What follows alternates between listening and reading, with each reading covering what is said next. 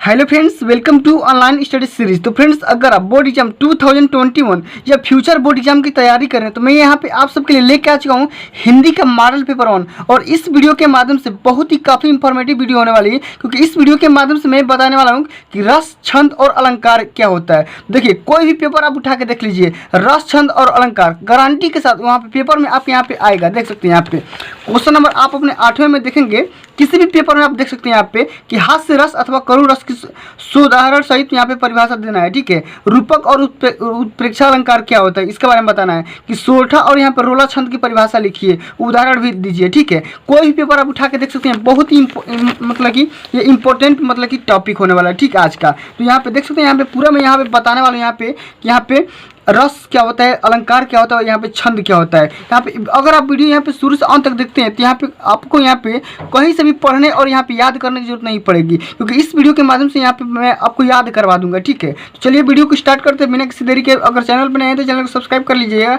साथ में bell icon भी प्रेस कर लीजिएगा। ठीक है, चलिए तो हम यहाँ पे सबसे पहले यहाँ पे कवर करेंगे रस को, कि रस क्या होती है। तो देखिए, आपके बोर्ड एग्जाम में पेपर में कैसे यहाँ पे क्वेश्चन पुटअप किए जाते हैं वो आप पहले समझ लीजिए कि हास्य अथवा करुण रस में से किसी एक यहाँ पे रस की अस्थाई भाव लिखते हुए उसका उदाहरण भी दीजिए, जिसे मैं यहाँ पे आपको दिखाया था।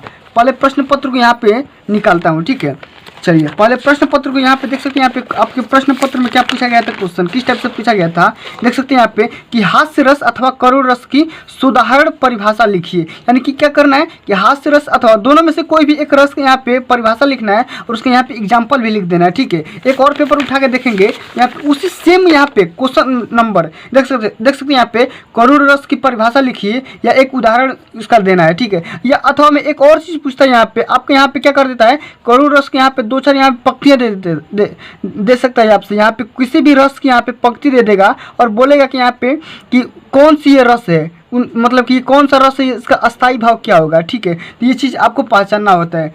चलिए तो हम यहाँ पे आपको बताने वाला हूँ यहाँ पे कि यहाँ पे हास्य रस किसे कहते हैं, हास्य रस की परिभाषा क्या होती है, इसके एग्जाम्पल क्या बनेंगे। ठीक है, चलिए हम स्टार्ट करते हैं। यहाँ पे देख सकते हैं यहाँ पे 11-12 लगातार ये आ रहा है, मतलब कि गारंटी है कि मतलब कि ये लगातार आएगा पेपर में।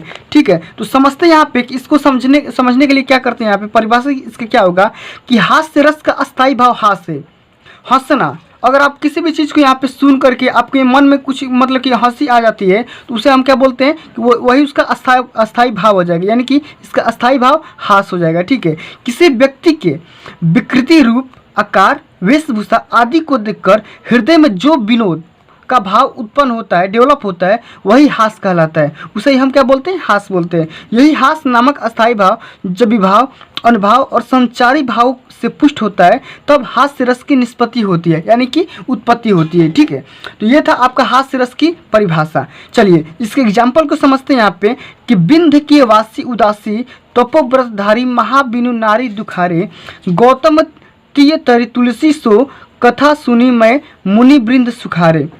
है यहाँ पे देखिए लिखा गया है कि शिला सब चंद्रमुखी परसे पद मंजुल कंज तिहारे, किन्हीं भली रघुनायक कजू करुणा करी कानन के पगुधारे। तो ये चीज़ आपको याद करना होगा। ठीक है, अगर आप चाहते हैं इसे याद ना करना, इतना चीज़ ना लिखना, तो यहाँ पे मैं बता दूँ, देखिए यहाँ पे स्पष्टीकरण ये सब लिखा है ना, तो ये चीज़ आपको नहीं लिखना है। बस यहाँ पे लाइन आपको क्या लिखना है कि इसका अस्थाई भाव हास होता है, किसी व्यक्ति के विकृति, रूप या आकार, वेशभूषा को देखकर हृदय में जो विनोद का भाव डेवलप होता है उसे हम क्या बोलते हैं, हास बोलते हैं। ठीक है, तो इतना ही चीज़ आपको लिखना है और यहाँ पे ये चीज़ यहाँ पे 2 चौपाई लिख देना है, बस यहाँ पे 2 नंबर आपका मिल जाएगा। चलिए और यहाँ पे हम बात कर लेते हैं अब करुण रस की। तो करुण रस का मतलब क्या होता है, देखिए करुण रस के अस्थाई भाव शोक होता है। मतलब कि कोई भी घटना हो जाती है तब आपके मन में जो यहाँ पे चीज़ें डेवलप होती है उसे हम क्या बोलते हैं, शोक। तो इसका अस्थाई भाव क्या हो जाएगा, शोक हो जाएगा। शोक नामक अस्थाई भाव जब विभाव, अनुभाव और संचारी भाव से संयुक्त करता है तब करुण रस की निष्पत्ति होती है। अब देखिए एग्जाम्पल के द्वारा हम समझते हैं कि इसका एग्जाम्पल कौन सा बनेगा। तो देखिए ये बहुत ही फेमस एग्जाम्पल है कि मड़ी खोई भुजंग से जननी फंसा पटक रही थी शीश, अंधी आस बनाकर मुझको किया न्याय तुमने जगदीश। देखिए कितना यहाँ पे मतलब कि देख सकते हैं यहाँ पे शोक नामक अस्थाई भाव यहाँ पे आपको पढ़ते ही मतलब कि मन में ये चीज़ डेवलप हो जा रही है, समझ में आ जा रहा है कि मतलब कि कोई भी चीज़ किसी के लिए तड़प रहा है। ठीक है, तो ये चीज़ आपको लिखना होगा। ठीक है, परिभाषा लिख करके ये चीज़ आपको एग्जाम्पल में लिख देना है, आपको यहाँ पे 2 नंबर पक्का मिल जाएगा। अगर आप ये दोनों चीज़ नहीं करना चाहते हैं, ठीक है, तो यहाँ पे एक और चीज़ कर सकते हैं। देख सकते हैं क्या पूछता है एग्जाम्पल में कि आपके प्रश्न में ये पूछता है कि निम्नांकित पंक्तियों को पहचान कर बताइए कि कौन सा रस है। रस की परिभाषा देते हुए उनका अस्थायी भाव भी लिखिए।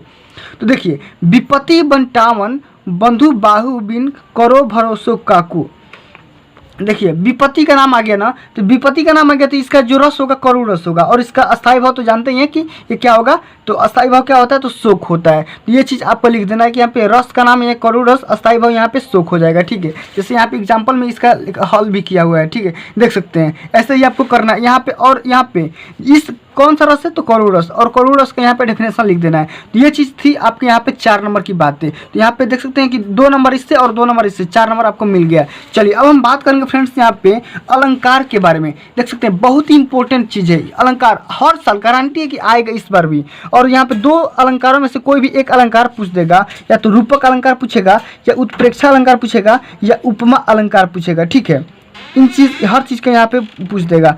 चलिए तो ये समझते अलंकार क्या होता है। समझिए कि अगर मान लीजिए कि कोई भी व्यक्ति है, तो व्यक्ति क्या करता है, अपने आप को सजाने के लिए एक अच्छा कपड़ा पहनता है, अच्छा गहना पहनता है। ठीक है, तो उसी तरह यहाँ पे जैसे व्यक्ति को सजाने के लिए गहना और यहाँ पे आभूषण की जरूरत होती है, उसी तरह शब्दों को सजावट के लिए यहाँ पे अलंकार की जरूरत पड़ती है। ये क्या करता है, एक मतलब कि एक डिवाइस की तरह काम करता है। ये क्या करता है, एक यहाँ पे सजावट के थ्रू काम करता है। परिभाषा समझेंगे आप, गारंटी से समझ में आ जाएगा। परिभाषा समझते हैं कि इसका उपमा अलंकार की परिभाषा क्या हो जाएगी, तो जहाँ किसी वस्तु या व्यक्ति की किसी अन्य वस्तु या व्यक्ति से समान गुणधर्म के आधार पर तुलना की जाए या समानता बताई जाए, वहाँ उपमा अलंकार होता है। देखिए किसी एक व्यक्ति मतलब कि वस्तु से दूसरी वस्तु की यहाँ पे कंपेयर करना होता है, उसी के आधार पर वस्तुओं की तुलना की जाती है। जैसे कि राधा के चरण गुलाब के समान कोमल है, तो देखिए यहाँ पे राधा के जो चरण की बात कर रही है किया जा रहा है, तो गुलाब के समान कोमल की बात कर रही है। ठीक है,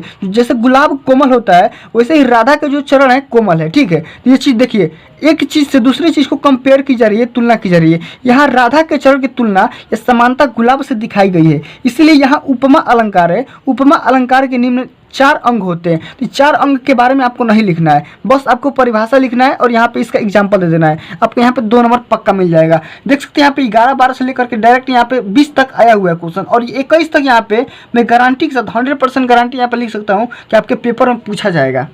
चलिए तो ये था आपका उपमा अलंकार। अब यहाँ पे हम पढ़ेंगे आगे कि रूपक अलंकार क्या होता है और इसकी परिभाषा, और यहाँ पे इसके उदाहरण को समझेंगे। तो देखिए इसका परिभाषा क्या हो जाएगा, तो जहाँ उपमेय में उपमान की भेद रहित आरोप किया जाता है, अर्थात उपमेय मतलब क्या होता है, जब प्रस्तुत हम करते हैं, और उपमान का मतलब क्या होता है कि अप्रस्तुत। तो जब प्रस्तुत करेंगे तो उपमेय होगा, और जब प्रस्तुत नहीं करेंगे तो यहाँ उपमान हो जाएगा।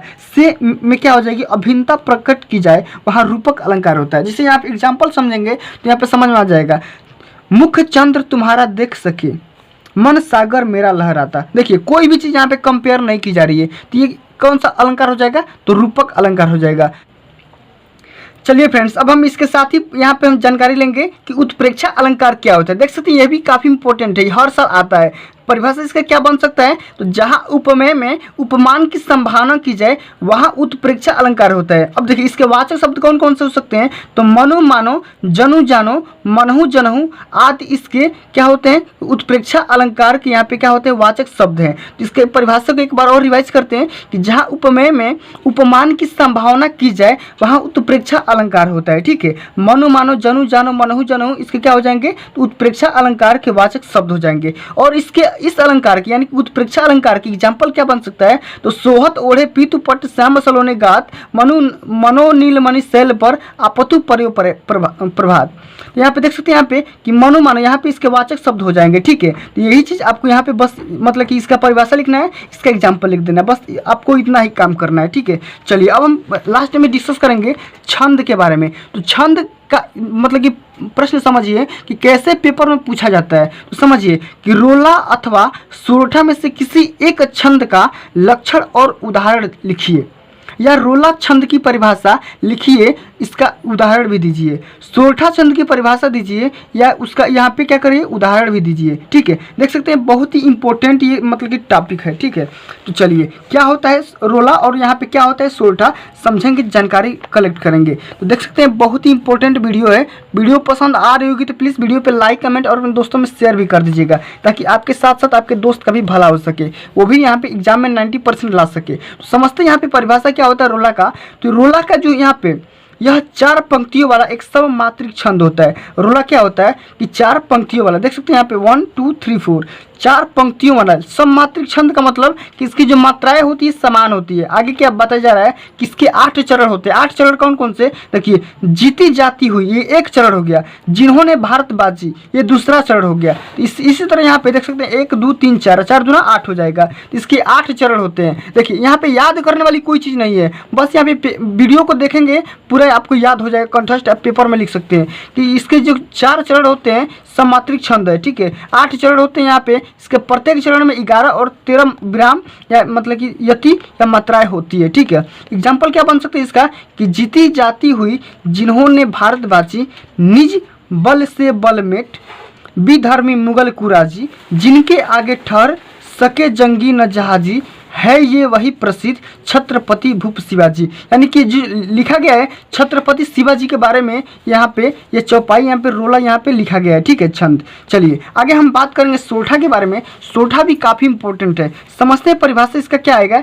तो सोरठा अर्ध सममात्रिक छंद है। देखिए ये सममात्रिक छंद था लेकिन ये अर्ध सममात्रिक छंद है। इसमें 4 चरण होते हैं। देखिए 1 2 3 4। देखिए जहाँ पे कामा लग गया यहाँ पे देख सकते हैं कि जे ही सुमिरत सीधी हुई, ये एक यहाँ पे चरण हो गया। दूसरा चरण कौन सा हो जाएगा कि गणनायक कविवर बदन, ये दूसरा चरण हो गया। तीसरा चरण ये और चौथा चरण यहाँ से यहाँ तक। तो देख सकते हैं यहाँ पे बन सकता है कि सोरठा अर्ध सममात्रिक छंद है। इसमें 4 चरण होते हैं। इसके प्रथम एवं तृतीय चरण में 11 मात्राएं एवं द्वितीय एवं चतुर्थ चरण में 13 मात्राएं होती थी। ठीक है, देखिए रोला और सोरठा में बस खाली इतना का ही अंतर है।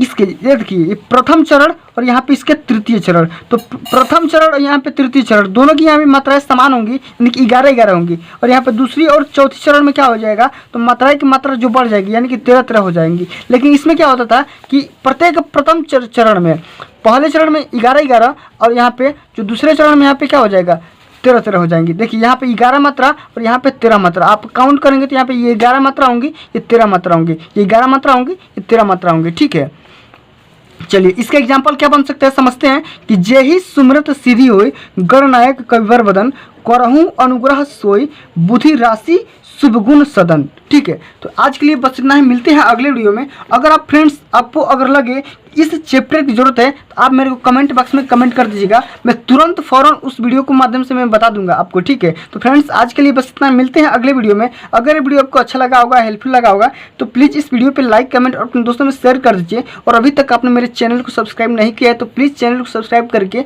साथ में बेल आइकन जरूर प्रेस करना, ताकि मेरी आगे आने वाली हर वीडियो का नोटिफिकेशन आप तक पहुँच सके। तो आज के लिए बस इतना ही, मिलते हैं अगले वीडियो में। Thanks for watching this video. जय हिंद, जय भारत, वंदे मातरम।